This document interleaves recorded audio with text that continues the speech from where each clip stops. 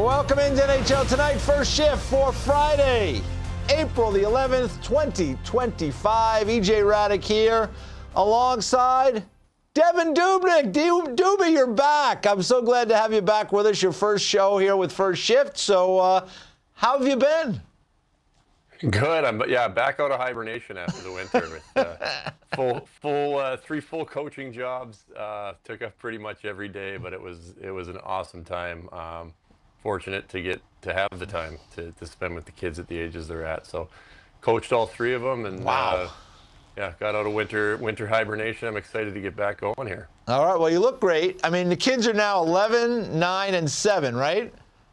Yep. So you're coaching all three. How many goalies do you have there? One right now. Okay. Soon to be two from the looks of it. My middle guy's looking ready to go, and he's pretty good too. So that was kind of the thing. He started skating a little bit, and he can do it. I mean, lots of kids just say they want to be goalies, and they don't actually want to be goalies. They just like the equipment and stuff. But he put it on there. His hands are good. He skates well. So I'll have a chat with him over the summer and see if it's something that he actually wants to do, and make sure he knows the commitment that's involved. You can't just say you want to be goalie and then change your mind. So that'll be a conversation that I have with him. But there's so much fun between the three of them, the different ages. It's each one of them so different. So it was a ton of fun over the winter. That's great to hear. Do you remember like how you first got into being a goalie? Like, what was it that inspired you? Pretty much, yeah. I don't know. I had a friend on the team that was a goalie. That was the start of it. My dad played goalie. He played junior A as a goalie. I don't recall that being why, but I was fascinated with the equipment. Yeah. And it's a thing for kids, and that's why I was saying I want to make sure that he actually is ready and wants to be a goalie, because lots of kids get fascinated and then they jump out there and they're like, whoa, this isn't really what I expected it to be. What you had in mind. Yeah, so then I just started, and I was pretty bad when I started. But my dad, when I talked to my dad about it now, I improved fast. Yes. Within a couple months, really picked up the position, the skating, all of that stuff. So that's why he was comfortable letting me continue on that path, is just noticing the rapid improvement. And that's kind of what it was like for my oldest this year as well. This was his first year playing goal. And he did play on the top A team here, which I was a little nervous about being his first year, but showing that similar thing where he just grasped it right away, and the improvement that he made in such a short time, it ended up being a lot of fun. All right. Well, listen, he's got the good genes on his side, and we'll be having to keep track over the years to see how things unfold. Yeah, I got a few years still before we got to keep any track. That's true. That is true. You're back today, and also Gabriel Landeskog is back tonight for the Colorado Eagles in the American Hockey League. We talked about this. He was going to be go down there on the conditioning stint, and he's going to play tonight. It's the first time, Doobie, since June of 2022, when he lifted the cup over his head down there in Tampa as the captain of the Avalanche. Kind of crazy it's been so long, but we're rooting for him. Yeah, what an amazing sight, because it's just one of those things that it's gone on for so long, and it just makes you feel sick, because you have a player who is such an impactful player, impacted me in my short time with him there, and what he brings to the team, what he brings on the ice is really everything. I mean, Colorado's a different team with him on the ice. He's their leader. He does everything. He scores, he hits, he fights. He showed that in the playoffs when they won the cup, and when it drags on like that, you start to wonder, is he ever going to be able to play again? I mean, it's been a significant period of time, and you just hope and you pray that that's not the case, that we're going to see him back. And so a lot of times you get snippets of guys where they start skating and stuff, but the fact that he's ready and comfortable to start playing games, which obviously means he's planning on getting back with the Avalanche in the very short term, is just so good to see. Yeah, so we'll keep an eye on that over the next several days, but going to play tonight for the Colorado Eagles in the American League, and with, as you point out, the idea of hopefully being back to join the Avalanche for the playoffs. We'll see. We wish Gabe nothing but the best. You got to play with him. I've covered him for many years. Just a terrific young guy, so we wish him well. Let's get to first things first. Washington Capitals, last year they were scrapping to get into the playoffs. This year, they're the first seed in the Eastern Conference. They got it wrapped up last night, winning in a shootout over the Carolina Hurricanes, Doobie. It's been a crazy year for the Capitals. We just went through the all-Ovechkin chase. But this team, right from the start of the year, they have been terrific. All the moves they made seem to work out, and here they are. I mentioned last year, barely get in. This year, I mean, lights out good the whole season. Look at the difference in terms of goals scored, goals against. I mean, everything, they've been terrific. And look at that, Doobie. They were a minus 37 as a team goal differential last year, plus 67 this year. That's more than 100 goals different if my math holds up. So, Capitals, what a turnaround this year. Yeah, absolutely. Awesome story out of Washington. Been so fun to watch the whole Ovi thing. But you know what makes it so much better that they are the best team in the league. And it would be a blast to watch Ovi do his thing and be counting his goals. But to get to watch him do it on this team that is winning and leading the league, and you can see, I mean, it's a different hockey team than it was last year. And it, you know, starting from the goaltending out, Thompson and Lindgren have been amazing, and they've got that solidified. And I mean, Ovi's doing Ovi things, scoring. But I mean, look at the records and the numbers there. You know, Thompson's 31, 6-6 is pretty crazy. Yep. So they've got that. They found that solidification back in net. That's where it all begins. And like you mentioned, the additions, Chychrun being a huge one. But I mean, Ovi is just the energy around this team for the entire season surrounding Ovi, and then combining that with the wins has just been incredible. And I would certainly watch for this team going into the playoffs. You know, it's just everybody's so happy for Ovi for obvious reasons. We didn't know if we were going to get to see it this year, and then all of a sudden it was on top of us, and we just got to witness greatness in history. And like I said, to top all that off with this being an incredible team, and you know, you see when the excitement they have, the way they play together. You know, when he does score goals, when they're getting these wins, I mean, this looks like a close-knit hockey team. Yeah. And that's what you need going into playoffs, and a chance to win. And this looks like a group that's ready to do it. You know, I got to ask you, and I mean, you were a terrific goalie during your career. We have Corey Schneider here. I talked to him the other day. I mean, he was a really high-end goaltender during his era as well.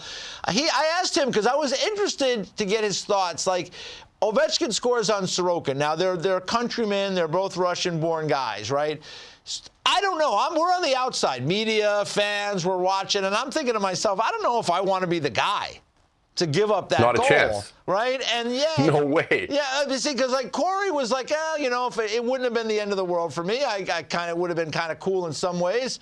You're on the other side. You didn't want no part of that. Well, I guess if I think about it, I mean, as you get older and older, and you know your kids, you're always going to be on the highlights. That's never going away, because I don't think that record's ever getting broken. Although they did say that about Gretzky's record, but I mean, when you look at the statistics and looking at Matthews and Draisaitl and them needing 10 straight 50-goal seasons to sniff it, it's certainly not going to happen anytime soon. So the upside of that would be that you're always going to be on TV, even as you get older. Yeah. But I don't know. I mean, Ovi got plenty out of me, but I was joking after the game. I said that's the only time Sorokin's going to win 4-1 and feel like he lost. Yeah. Well, it was crazy. I think they were telling me, I think it was you gave up 12 to him in 9 games.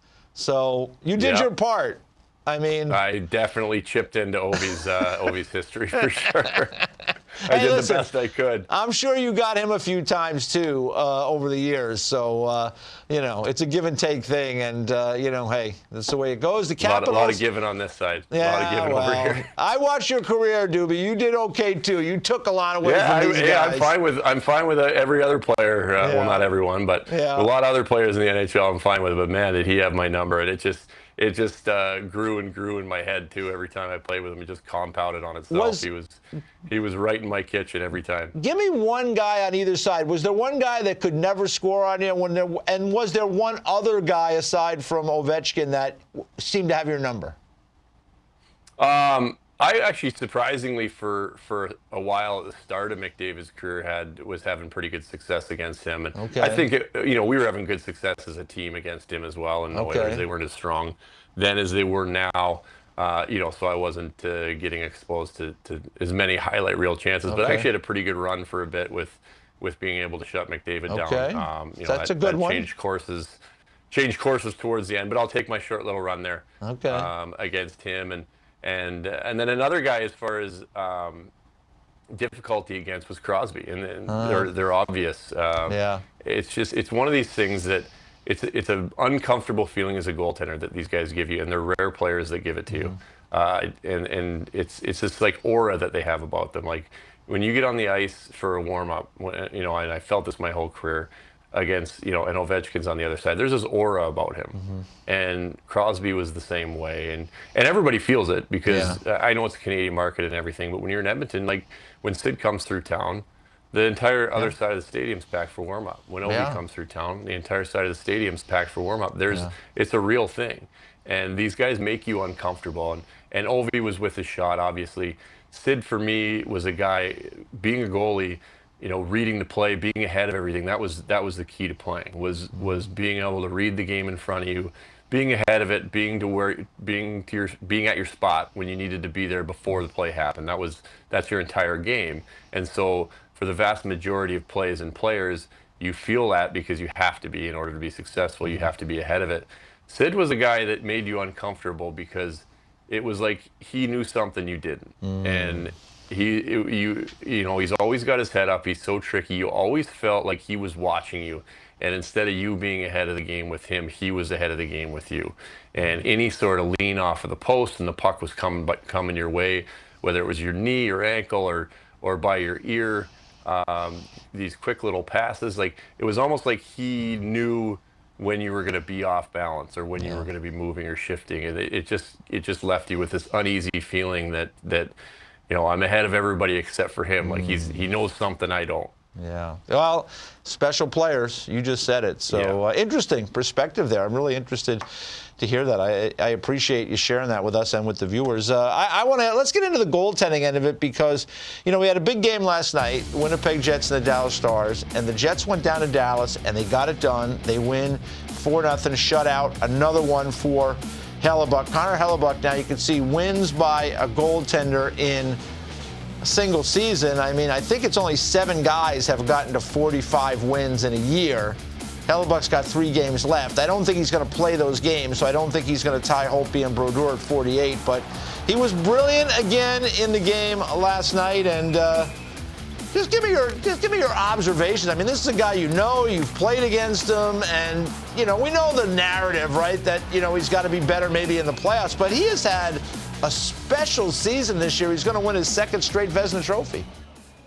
Yeah, and it just seems to be the case every single year now. And when you think about it, the way that goaltending is going as far as starts, it's a lot is made of what's the right number of starts. And so guys aren't playing as much. Guys aren't playing 65, 70 plus games a year.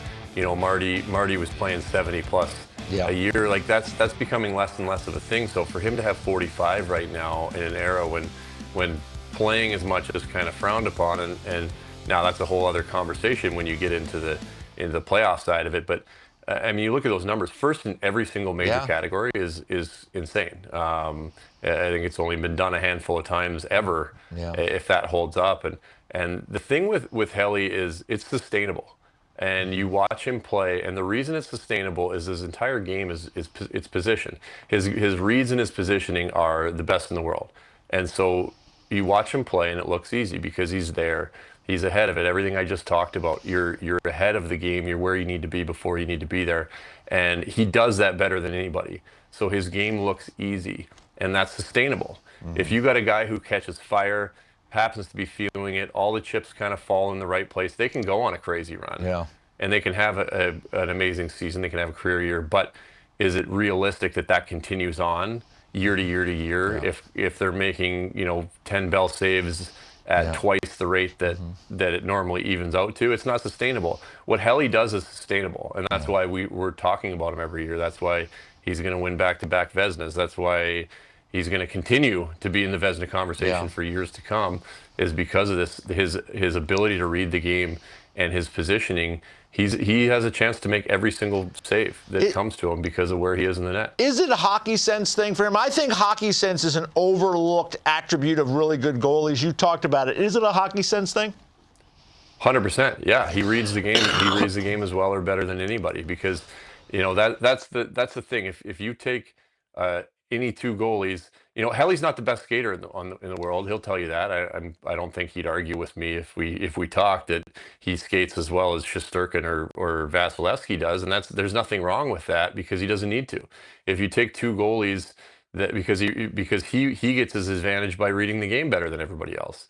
And so if you took, back when I played, if I took a goalie, I watched some of these younger goalies coming up doing goalie drills and skating drills, thinking to myself, like, I can't keep up with these kids. They're the best skating goalies I've ever seen. But if you can go from A to B to C twice as fast as I can, and I'm already standing at C because I know it's going to be there, who's faster?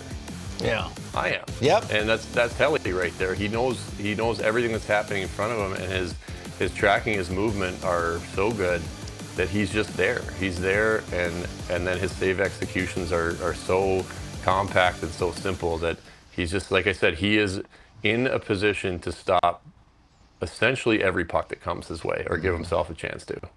Yeah, we just showed you he's leading, as you pointed out, leading in all those four major categories, right? It hasn't been done since the mid-'80s. Bob Froese with the Flyers was the last guy to do that, so that's a long time ago.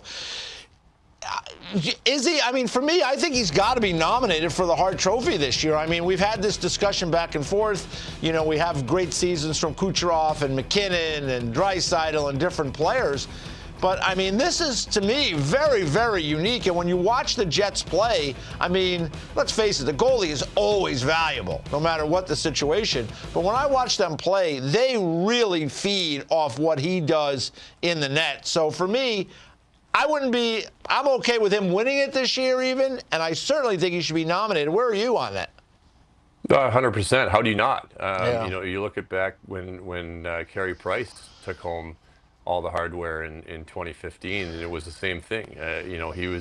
He had not even that good a numbers. Yeah, he didn't have, Doobie, he did not have as good a numbers as Hellebuyck has this year. Now, in that season, there weren't as many dynamic offensive seasons. I think that was the year Jamie Benn might have won the scoring race with 87 points or something of that nature. You had an unbelievable year that year, I thought, coming into Minnesota. I thought your numbers were not that far off Carey Price's. So, it is always an interesting debate because people will say the goalies have the Vezina Trophy, and they do.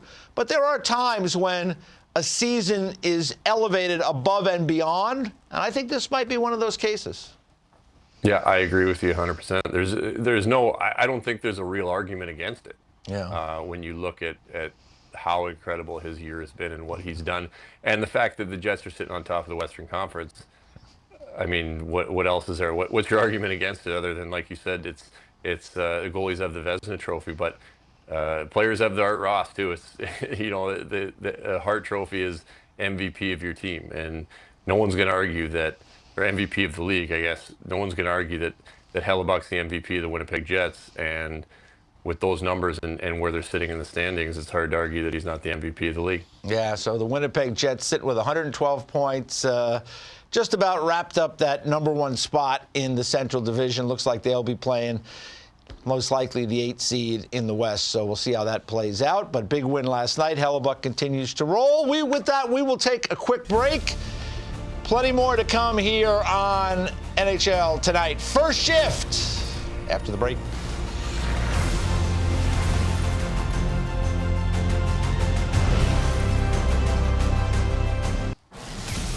Take a look at tonight's schedule. 5 games on the docket. We got the Penguins and Devils right here on the NHL Network at 7. Canadiens and Senators, Red Wings and Lightning a little later, Sharks and Oilers. And then at 10 o'clock, a huge game in the West. The Calgary Flames hosting the Minnesota Wild. And let's face it, the Calgary Flames, it's been a really good season for them, Doobie. They've kind of been a team we thought of as retooling, kind of rebuilding, more of a retool there with some veteran players still, but didn't figure them to be in the playoff chase. they're going to need a regulation win really here tonight. If they can get that, that gets them to 90 points. They'd be 3 points behind both the Wild and the Blues. They'd have a game in hand on both of those teams still, so they'd have a chance. But it's been an interesting year in Calgary, and, you know, you're our goalie. I want to get your thoughts on Dustin Wolf and his season, because he's not the prototypical guy for this era, right? He's not the biggest of guys, but yet he's fought against that his whole career. Terrific as a junior player, terrific in the minor leagues. He's been a goalie of the year in different leagues, and now he's played very well this year to the point where he's in the rookie of the year running. Give me your thoughts on what you've seen from Dustin Wolf this year. Yeah, it's been an incredible season for him, and you know, when you go do all this stuff, he has had to battle that, you know, everybody talking about him not being big enough or too small, and he's done that his whole career, and all he's done is he goes and wins wherever he goes, and he gets nominated for top goalie all over the place. And what has he done this year? I mean, that's pretty incredible rookie numbers right there. Those are good numbers for anybody. Yep. But for a guy to come in and really take a team who is retooling, rebuild, whatever you want to call it, take them and have them going above and beyond expectations this year with his play has been incredible to watch. And you know, watching him, the thing I love seeing with him is he's always fast. He's lightning quick. He's an incredible skater. You know, if you are a goalie, have played goal at all, you can really appreciate his skating ability and what he does with his edges. But what he's done this year is he's actually come back in his crease. So for a small guy, you know, he doesn't play way out of his net, and he did play out further before, and his speed allowed him to do it. And you know, Calgary's done a great job. Jason LaBarbera's there, but they've brought him back and had him play actually deeper in his net, and now his speed now he's faster than everybody else. Before he was still faster than everybody else, but it wasn't taking him ahead because he was playing further out. He actually plays big.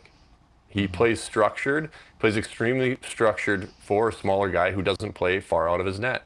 And that's what a team loves to see behind them as well, is they got a guy who is lightning quick, one of the fastest goalies in the league, but he's structured, he's in position. He's not flying all over the place all the time. There's not rebounds, he's not out of his net. He is as structured and in position as anybody.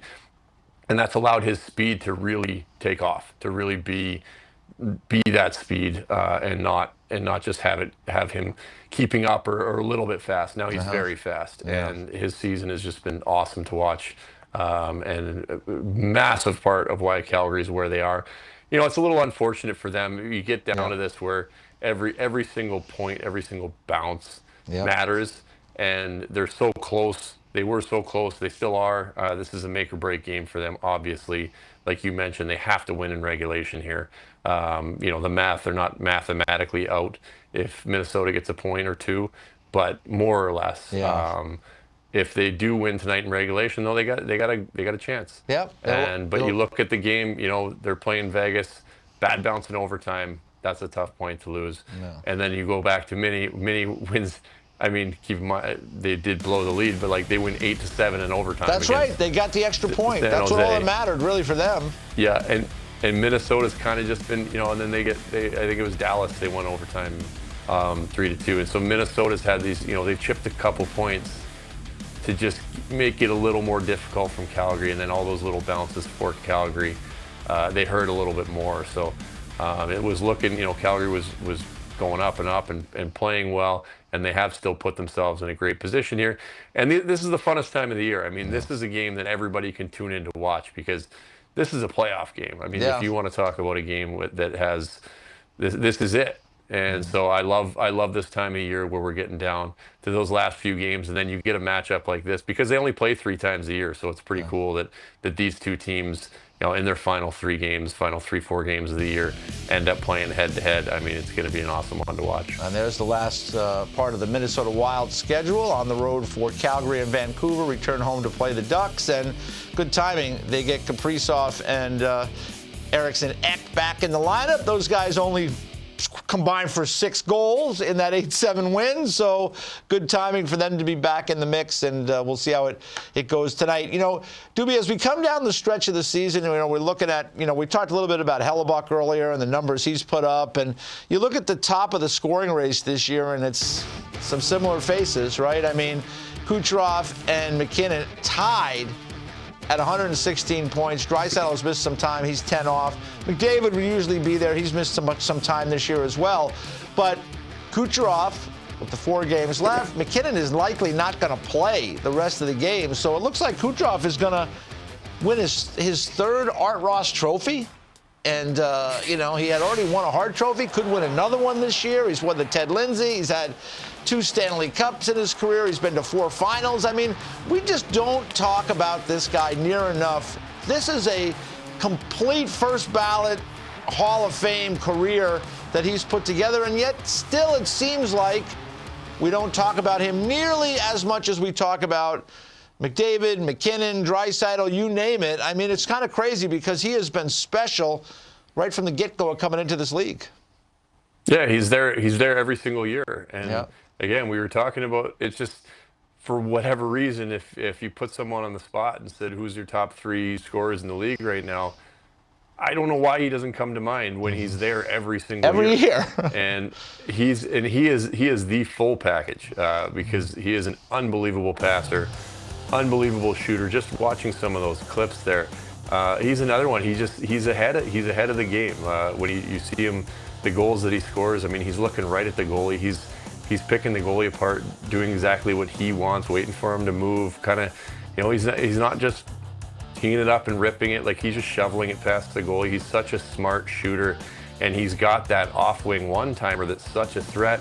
But when you watch him, he's got one of the best slap passes around too, which makes it impossible for goalies. I mean, he'll wind up and make it look like he's taking a full 1-tee from his off-wing there, and his slap pass will look just like a shot and be tape to tape the other way. And it's impossible for a goalie to react to that. You have to respect the shot because it is so lethal, but his execution on that slap pass, the shot fake pass, is incredible, to where it'll just freeze goalies if it gets to somebody in front of the net or on the other side. There's no goalie that's going to be there because it's executed so well.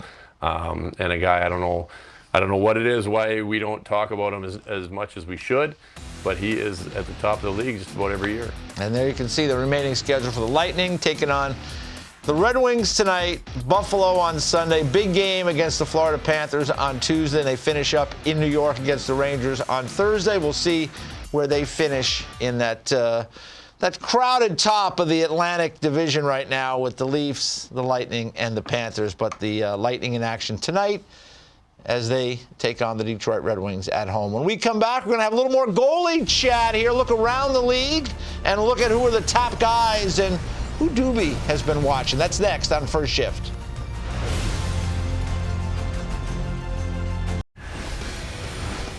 Take a look at the numbers for the great Andrei Vasilevskiy over the last 6 seasons.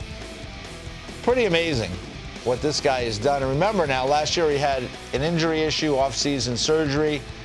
So he's kind of, I think, found his way back. And this year, second best saves above expected for Andrei Vasilevskiy in his career. So, Doobie, I mean, this guy has another guy. We just talked about his teammate, right, Kucherov. I mean, Vasilevsky's walking right into the Hall of Fame when his career ends. He's already got Stanley Cups. He's got awards. He's won big games. We've talked about his great performances in Game 7s over the year. It seems like to me, I mean, especially at his age, we've seen goalies get better into their early 30s. I mean, this guy's got a lot of time left. I mean, he's going to be a guy to deal with once again this year. Yeah, you look at those numbers. I mean, this is one of his best seasons he's had out of a ridiculous amount of good seasons. I mean, the consistency of those numbers, and you put those on the board, is actually crazy. I mean, we're mid 915 around there, up to 925, 921 this year. I mean, to do that year after year after year, that's insane. And it just shows, you know, we do the top 10 goalies right now all the time. It's like you almost get bored of just, yeah, okay, who's the top 11? Because we know Vasily's up there. Yeah. And it's just been incredible. And it's, you know, he's elevating right now, even more so, which is a good look for Tampa Bay. We just got so used to talking about them and him all the time. You know, a couple years break, maybe a little breath of fresh air mentally and physically, and he's looking right now like he's poised to do what he's done multiple times before and take his team all the way. You want some guy in the playoffs. That's another thing we talk about over and over is if you could pick one guy to play one game or a series, it's always who's the one guy you think of. It's the same guy all the time. Yeah. And that experience, that winning experience that he's had multiple times, you know, he's lost out early. He's had all these experiences, but he knows what it takes to win.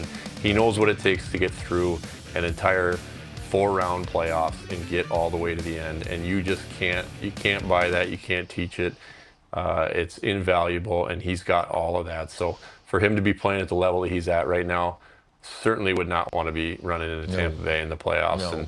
And for Toronto's sake, they're scratching and clawing to make sure they get that top spot in the Atlantic so they don't have to face him in the first round. They don't want to see him or Bobrovsky in the first round. Let those guys deal with each other. Pick your poison there. Let's let those guys deal with each other. We'll see how it plays out for the Leafs moving forward. I want to ask you about the Oilers. I mean, that's a team that drafted you originally, and you know, you spent several seasons with the Oilers. You've been watching them this year. You can see they've had a bunch of guys out of the lineup, but their goalie situation has been one. You can see Stuart Skinner.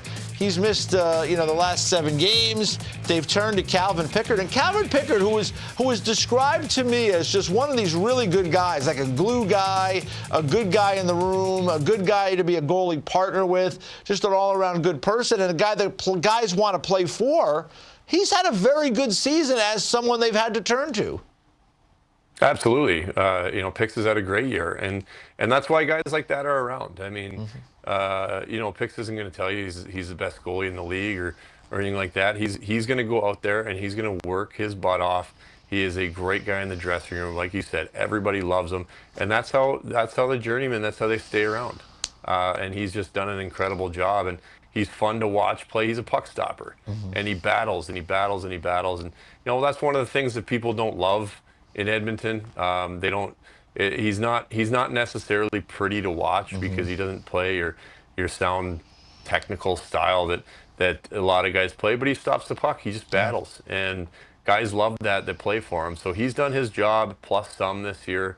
You know, Stewart's had his struggles again a little bit in the regular season. It's always going to be a tough place to play in Edmonton. They're always going to have eyes on the goalies.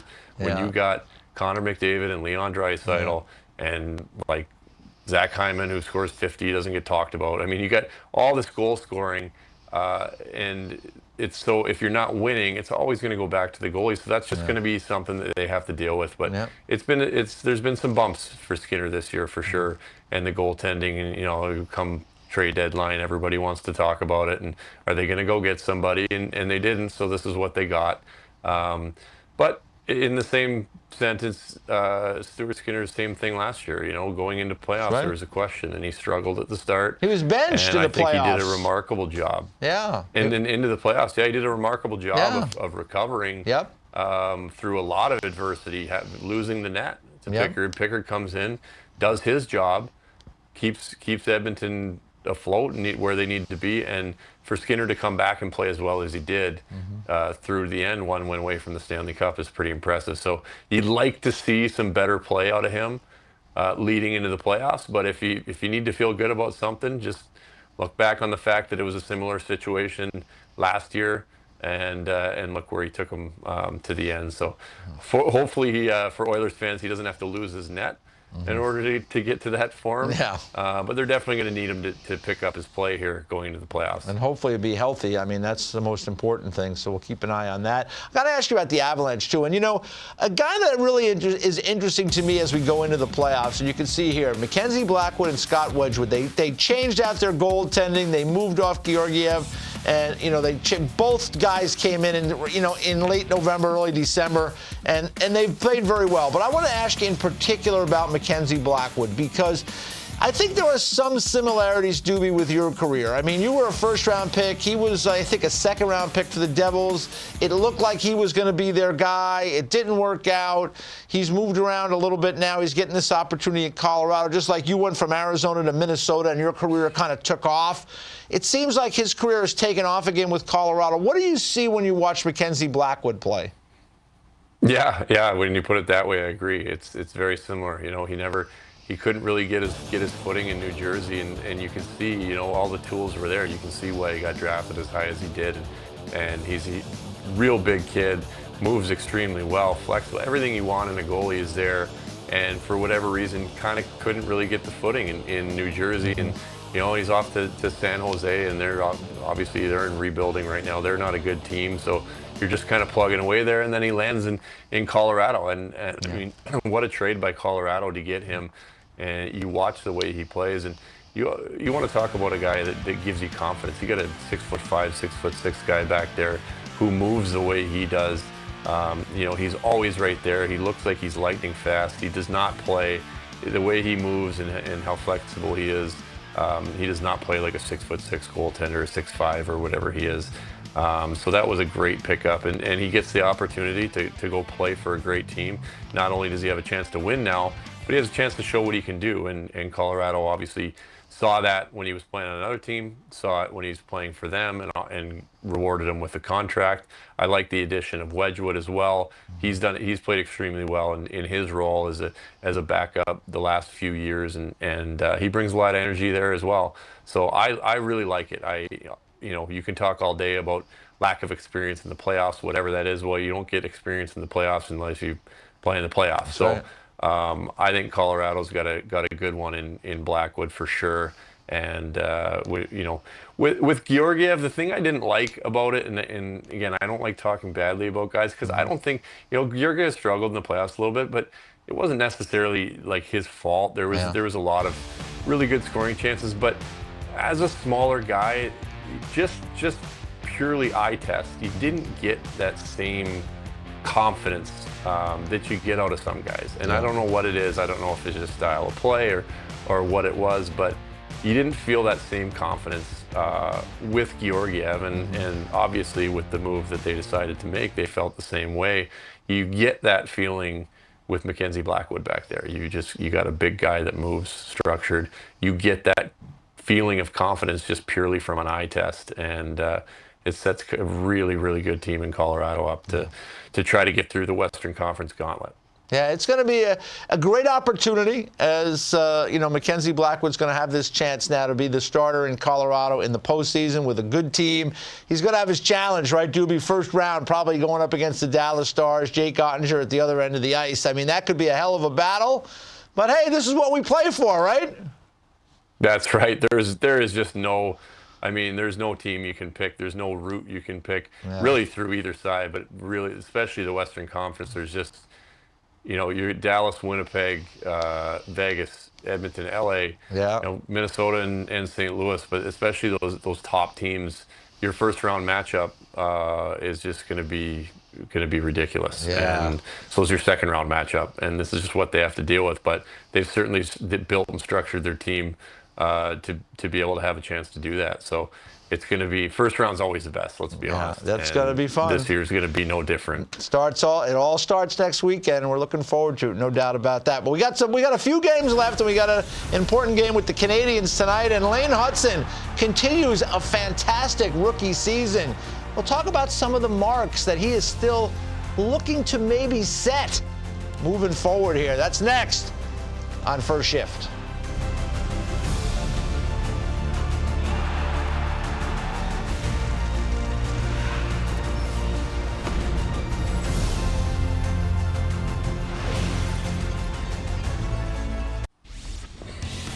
Big night for the Montreal Canadiens. You can see there they have the final wild card spot.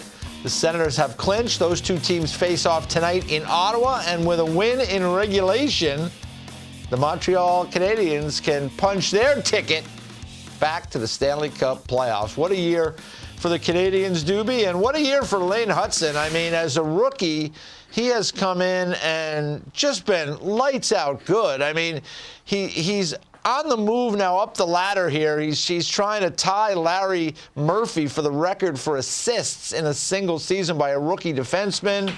He's on that list for all-time assist leaders for the Montreal Canadiens by a defenseman. I mean, he has had a crazy year. Here it is, assists by a rookie D, just 2 back of Larry Murphy, past Chris Chelios, who had that mark for the Montreal Canadiens. I mean, those are some heavy hitters on that list, and you can see the Canadiens' all-time list. They've been around a while.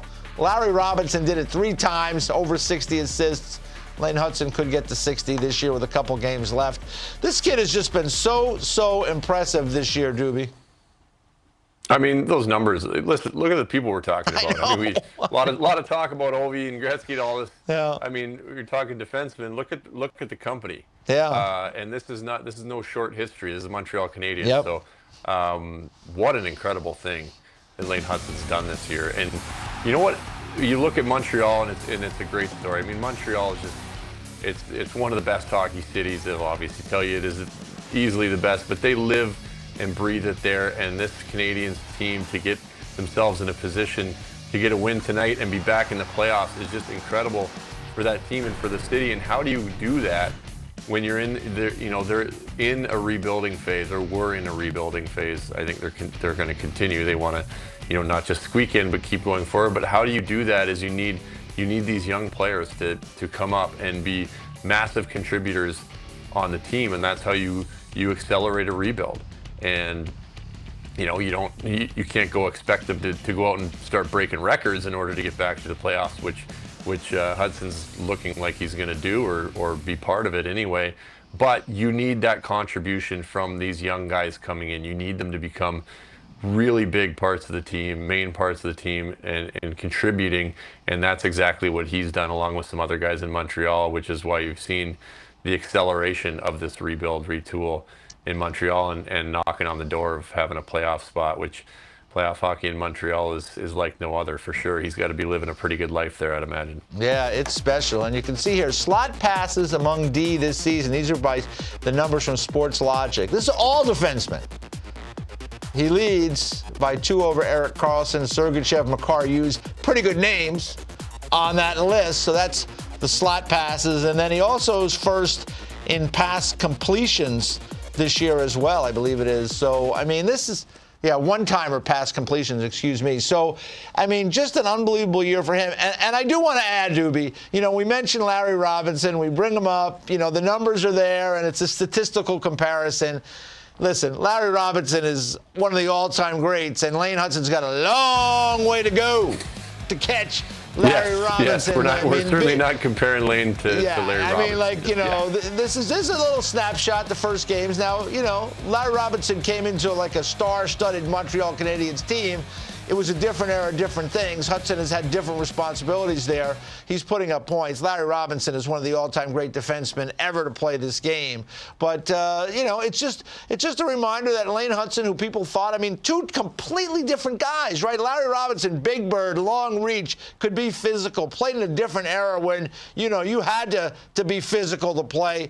And Lane Hutson, a smaller guy. People wondered if he could even play in the league, and he's been terrific. So 2 completely different types in different eras, and yet here's Lane Hutson. And there's another number, leading in the plus-minus ranking since the Four Nations. Look at that. He's the leader of all players in the league. So pretty special. Yeah, and that's one thing for rookies too, right? Is you can go out and get points, but to be able to play the full 5-on-5 game, and he is a defenseman at the end of the day, so it's great that he gets points, but you got to be able to defend as well, and that's a tough thing for rookies to do, for young guys to come in the league. It's a hard league. It's an offensive league. It's more creative than it ever has been offensively, so it is extremely difficult for anybody, especially a young defenseman, to defend. So for him to have put that together now since Four Nations, and be leading the league in plus minus is huge, because not only is he chipping in offensively, now he's protecting them on the back end too. So just a special player Montreal's got. Yeah, no question about it. So Lane Hutson and the Canadiens playing against Ottawa in the Senators tonight in Ottawa. They will play the Leafs tomorrow in Toronto, back-to-back games. And a win tonight in regulation for Montreal gets them back in the playoffs. First time in a full season since 2017, of course, during the year of the pods. Back in 2021, they made a trip all the way to the Cup final. But it's been an amazing year for Martin St. Louis and his Montreal Canadiens. When we come back, Lane Hutson has been terrific, but his brother Cole Hutson playing well for BU. Frozen Four is going on. Hobey Baker winner, that's going to be announced tonight. We'll talk about that next on First Shift. Coming up tonight, 6 p.m., the announcement of the Hobey Baker Award winner live from St. Louis. Got some great candidates. Should be a very interesting night in St. Louis. Ryan Leonard, I believe, is flying back into St. Louis to be part of it. Of course, he's with the Washington Capitals right now. So 6 o'clock, Hobey Baker Award announcement tonight. Of course, we had the Frozen Four kicking off last night in St. Louis, and we had two good games. Western Michigan, they had a 2-0 lead. Denver tied it up late. They double overtime. These teams have played, I think it's 4 games this year. They were all kind of really, really close games. In the end, Western Michigan gets the goal in the double overtime to win it. They advance to the final. They'll take on BU, who knocked off Penn State 3-1. Of course, 7:30 on ESPN2 is the national championship game. Here's a note from Mike Russo. Wild prospect Zeev Buium. He'll be at tonight's Hobey Baker presentation in St. Louis, and then after lots of hockey, likely need a couple of days off. With the Wild playing in Vancouver tomorrow, Saturday, I'd suspect he signs later this weekend, practices Monday, and maybe debuts on Tuesday. He was a first-round pick of the Wild last year. And Doobie, this is a kid that's got a lot of pedigree. I mean, he's got 2 gold medals at the World Junior level. He was a national champion with Denver last year. This year, he ends up in the Frozen Four. Just a special season. Yes, and there's excitement here in Minnesota. I heard his name come up multiple times just walking around. I've been to a few Wild games, and there's buzz. People talk about him around the rink. So people know he's coming. Yeah. I think it'd be great for him if they're going to sign him. If they plan on him playing in playoffs, it'd be great to get him in on that Tuesday game. Get 1 game in before the start of playoffs. You want to get your feet on the ice. That's not game 1 of the playoffs. So exciting times for Minnesota and the D-Corps to come. Yeah, no question. They already have Faber. They get a kid like Buium. Could be a really good pair for years and years to come. Doobie, welcome back, buddy. We'll talk to you hopefully next week. Thanks for watching today. Awesome NHL Now coming up next.